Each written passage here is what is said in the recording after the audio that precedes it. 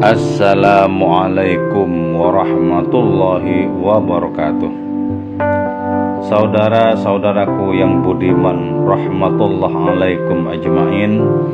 Alhamdulillahirabbil alamin, kita bisa berjumpa kembali dalam pembacaan serial kisah para sufi. Pada kesempatan kali ini saya akan membacakan biografi singkat dari seorang sufi bernama Syekh Yahya Ar-Razi. Semoga pembacaan kisah sufi ini menjadi sarana bagi diri kita semua untuk mendapatkan berbagai macam kemanfaatan dan keberkahan. Amin ya mujibas sa'ilin. Syekh Yahya Ar-Razi. Beliau adalah Yahya bin Mu'adz Ar-Razi, termasuk generasi awal di kalangan para sufi. Kunyahnya adalah Abu Zakaria. Julukannya adalah sang penceramah. Beliau lahir di Rey, Iran pada tahun 830 Masehi dan wafat di Nisapur, Iran pada tahun 871 Masehi. Tentang kepiawaian dan kecerdasan beliau di dalam menjelaskan berbagai macam pemahaman keagamaan, seorang sufi bernama Syekh Yusuf bin Husain Ar-Razi memberikan suatu kesaksian yang cukup menarik. Aku telah mengunjungi 120 kota, ungkapnya, untuk menemui para syekh, para alim, para ahli hikmah.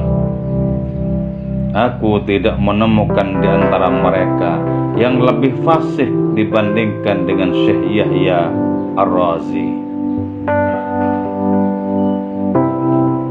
Di dalam salah satu ungkapannya, Syekh Yahya Ar-Razi menyatakan bahwa beliau lebih mencintai dan lebih menghargai rasa hancurnya para pendosa dibandingkan dengan kegagahan mereka yang patuh. Sebuah pandangan spiritual yang sangat brilian. Bagaimana mungkin tidak? Bukankah dengan merasa hancur berkeping-keping, seorang pendosa tidak saja telah memasuki gerbang keinsafan, tapi juga berarti telah melakukan penafian habis-habisan terhadap segala kelebihan dan pernak-pernik egoisme dirinya sendiri. Hal itu jauh lebih menggembirakan dibandingkan dengan kegagahan dan perasaan jumawa yang dimiliki oleh seseorang yang begitu getol dan tekun di dalam melakukan sejumlah ibadah atau kepatuhan, baik secara langsung kepada Allah Ta'ala maupun dalam konteks relasi sosial. Idiom ibadah dan kepatuhan di atas itu sengaja saya letakkan di antara dua tanda kutip, sama sekali bukanlah tanpa alasan, tapi jelas bahwa ketika ibadah atau kepatuhan itu masih dibarengi dengan adanya perasaan gagah dan jumawa di dalam diri pelakunya, hal itu mengindikasikan bahwa ada sesuatu yang rusak pada substansi ibadah atau kepatuhan tersebut.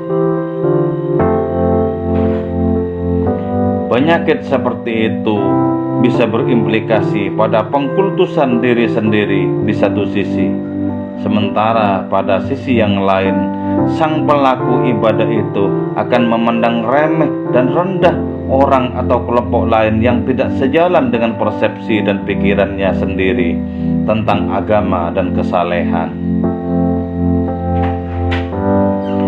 Kondisi rohani yang suram seperti itu akan menjadikan seseorang yang mengalaminya dibelenggu oleh perasaan salah sangka, yaitu dia mengira dirinya sebagai orang terdepan di dalam kepatuhan kepada Allah Ta'ala, padahal tanpa disadari dia sebenarnya sedang terlempar dan terpelanting jauh dari hadapan hadiratnya, terkungkung oleh ego dan prasangka buruknya sendiri.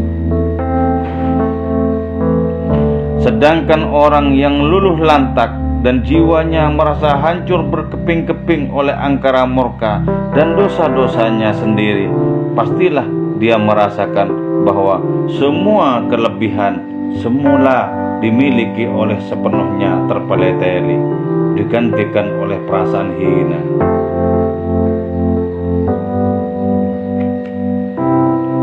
Kini setelah dia merasakan bukan apa-apa dan bukan siapa-siapa, bahkan merasakan dirinya tak lain hanyalah rongsokan belaka sepenuhnya, lalu meluapkan pengharapannya yang paling puncak kepada Tuhan yang Maha Pemurah dan Maha Pengampun.